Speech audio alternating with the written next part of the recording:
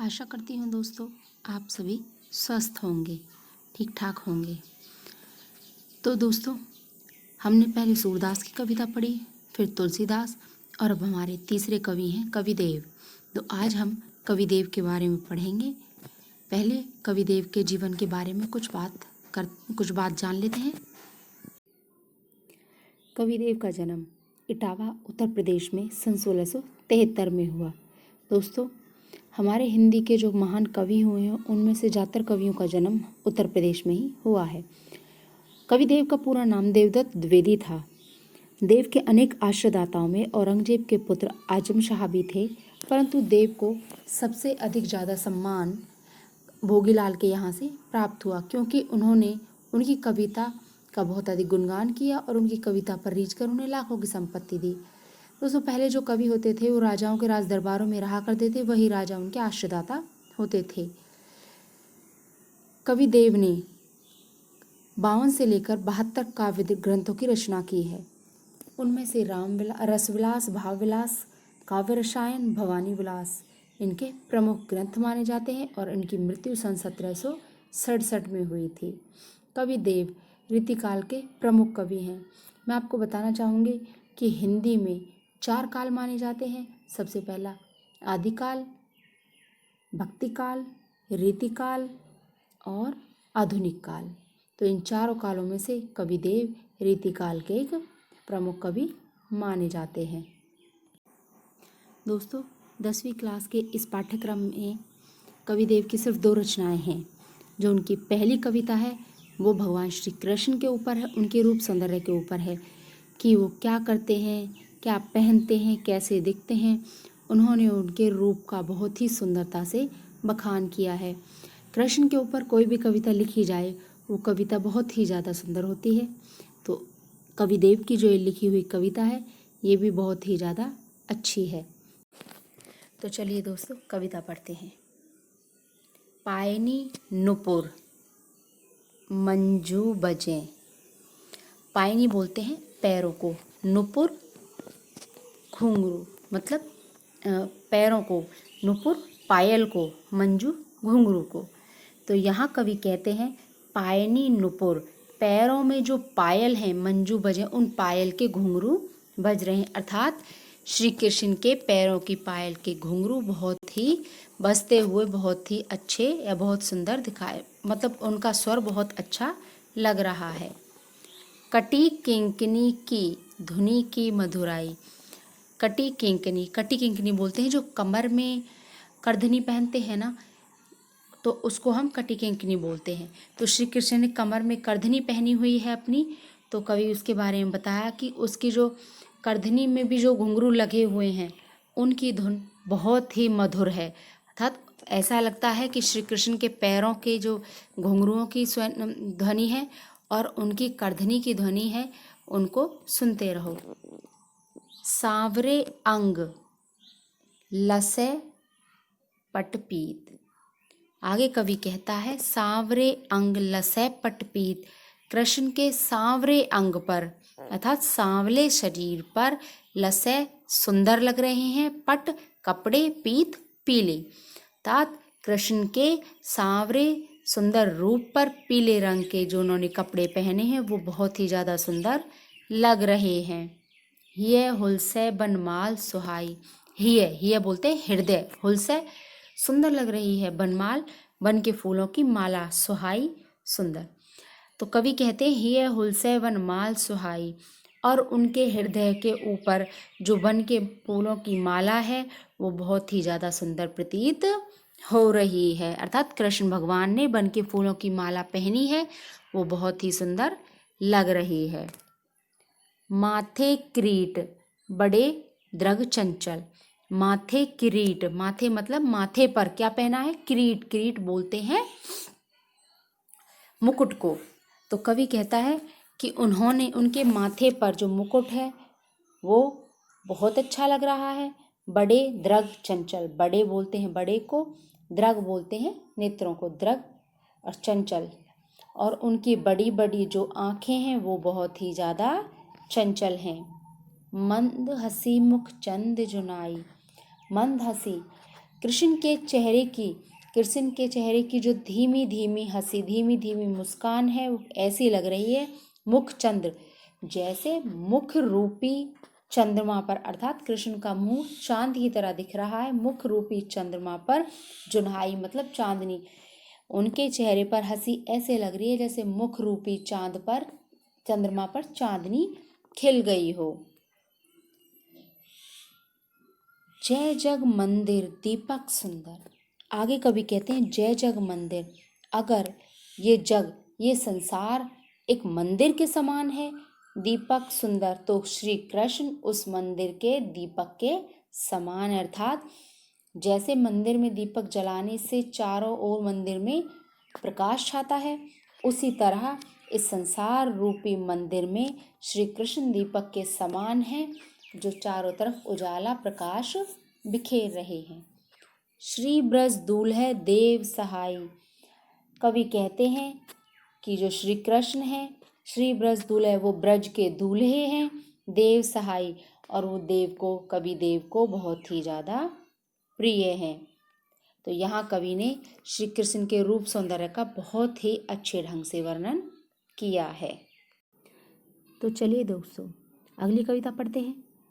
अगली कविता में, अर्थात अगले दोहे में, कवि ने प्रकृति के बारे में वर्णन किया है, प्रकृति की सुंदरता को दर्शाया है कि प्रकृति में पशु पक्षी, फल फूल, पेड़ पौधे सब अपनी सुंदरता किस प्रकार बखेरते हैं। अर्थात कवि ने यहाँ पर प्रकृति का बहुत ही सुंदर वर्णन किया है। तो आगे आइए कविता को पढ़ते हैं।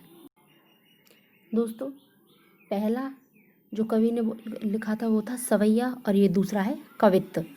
ठीक है, ये छंद होते हैं, सवैया छंद, कवित्त छंद, ये छंद है। तो कवि ने इन छंदों में अपनी जो बात है वो कही है।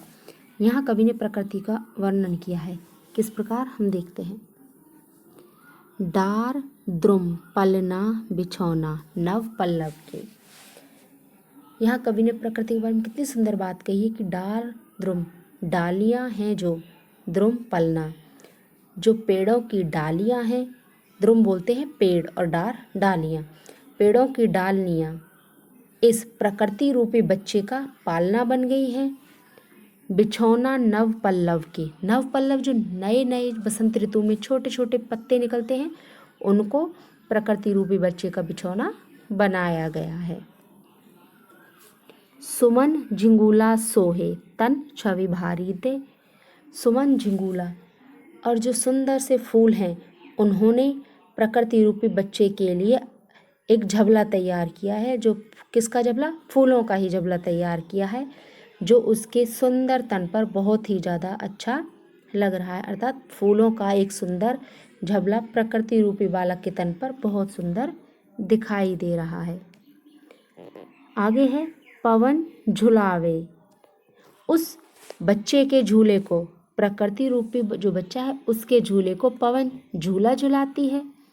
केकी कीर बतरावे देव। केकी कीर, केकी और कीर, तोता और मोर दोनों उस बसंत रूपी बच्चे से, प्रकृति रूपी बच्चे से बातें करते हैं। आगे क्या कहा है कवि ने कि कोकिल हलावे हुलसावे कर तारी दे। कोकिल मतलब कोयल, कोयल उस बच्चे के झूले को हिलाती है और ताली दे देकर उस बच्चे को खिलाती है। पूरित पराग सो उतारो कर्यो राई नून। आगे कवि कहता है पूरित पराग सो। पूरित पराग क्या बोलते हैं?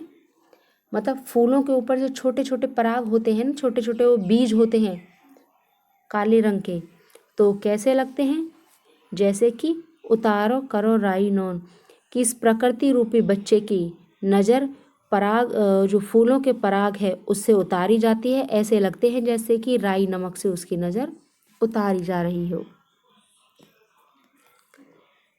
कंजकली नायिका लतान सिर सारी रे। और उस नज़र को कौन उतारती है? कंजकली नायिका, जो छोटी छोटी कलियां होती हैं, जो छोटे छोटे फूल खिलते हैं, वो एक नायिका के समान हैं। लतान सिर सारी दे, और वो छोटी छोटी जो फूल होते हैं वो कली होती हैं, जब उनके ऊपर से लताएं जाती हैं, छोटी छोटी लताएं जाती हैं, तो ऐसा लगता है जैसे उसके सिर पर उसने साड़ी पहन रखी हो। और वो कंजकली नायिका है, वो एक माँ के समान पूरित पराग सो, फूलों के पराग से उस बच्चे का राईनोन करके उसकी नज़र उतारती हैं। आगे, मदन महीप जूको बालक बसंत ताही। आगे कवि देव कहते हैं कि मदन महीप, मदन कामदेव के लिए, महीप राजा, तो राजा कामदेव हैं जो जूको बालक बसंत ताहिद है, ये जो बसंत रूपी बालक है ये राजा कामदेव का पुत्र है। प्रातः ही जगावत गुलाब चटकारी दे, और इस राजा कामदेव के बसंत रूपी बालक को सुबह सुबह गुलाब के फूल चुटकी बजाकर जगाते हैं। कवि ने इस कविता में प्रकृति का बहुत ही सुंदर तरीके से वर्णन किया है। दोस्तों, कवि का अगला कवित्व वो पूर्णिमा की रात के बारे में बताया गया कि पूर्णिमा की जो रात होती है उसमें आकाश कितना सुंदर दिखाई देता है। आकाश में चारों तरफ सुंदर चांदनी फैली हुई होती है, तारे टिमटिमाते हैं। उस सुंदरता का कवि ने यहाँ वर्णन किया है कि वो सुंदरता ऐसी लगती है कि मानो नीचे भगवान जमीन पर उतर आए हों। उस सुंदरता का कवि ने अपनी इस कविता में वर्णन किया है। आगे कवि कहता है कि इस चांदनी रात का वर्णन करते हुए कवि कहता है, फटिक सिलानी सो सुधारियो सुधा मंदिर। फटिक यहाँ किसके लिए आया? सफ्टिक, एक सफ्टिक मणि होती है, पत्थर होता है, उसके लिए, कि चांदनी रात में आसमान ऐसा दिखाई देता है जैसे कि सफ्टिक मणि से बनाया कोई सुधा मंदिर, अमृत का मंदिर, अर्थात आकाश ऐसा लगता है जैसे चांदनी रात में कि सफ्टिक मणि से बनाया हुआ अमृत का मंदिर हो। उदधी दधी कौसो, उदधी दधी कौसो अधिकाय उमगे अमंद। कवि कहता है उदधी, उद्दी मतलब समुद्र के लिए आया है, दधी दही की, और इस मंदिर के चारों तरफ ऐसा लग रहा है जैसे दही का कोई सागर, उसमें लहरें उमंगे ले रही हों। अर्थात कवि ने यहाँ आकाश को क्या बताया है? मंदिर बताया है, और उस मंदिर में दही रूपी सागर उमंगे ले रहा था, तो उसकी लहरें हैं जो उमंगे ले रही हैं। आगे कहता है, बाहर ते भीतर लो भीति ने देखियो देव। और इस मंदिर में कविदेव कहते कि इस मंदिर में, अमृत मंदिर में, बाहर से भीतर कहीं भी चारों तरफ कोई भी भीत अर्थात दीवार दिखाई नहीं देती है। दूध को सो फैन फैल्यो आंगन फरस बंद। और इस मंदिर के आंगन को देखकर ऐसा लगता है जैसे दूध के जो फैन अर्थात झाग, दूध के झाग चारों तरफ फैल गए हों। तारा सी तरुणी,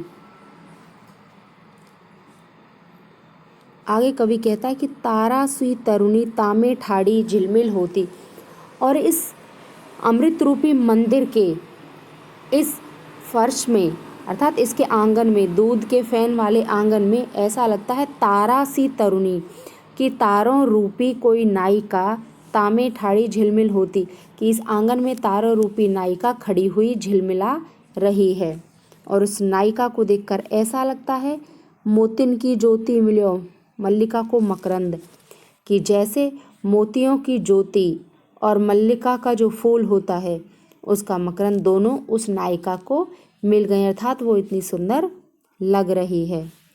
आगे कवि कहता है, आरसी से अंबर में आभासी उजारी लगे, कि ये जो आकाश रूप अंबर रूपी जो ये आकाश है अर्थात जो ये अंबर है वो आरसी मतलब दर्पण के समान लग रहा है। और इस अंबर रूपी दर्पण में उस तारों रूपी नायिका की जो आभा है, जो परछाई है, वो बहुत ही ज़्यादा सुंदर लग रही है। और ऐसा लग रहा है प्यारी राधिका को प्रतिबिंब सो लगत चंद।